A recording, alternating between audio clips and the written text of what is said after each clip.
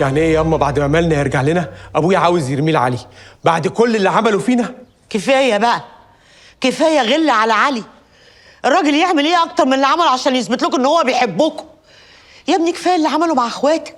حتى انت لو كنت في موقف زي ده كان هيقف جنبك برضه. علي ما بيحبش حد، علي بيعمل كل ده عشان يبان هو الكبير.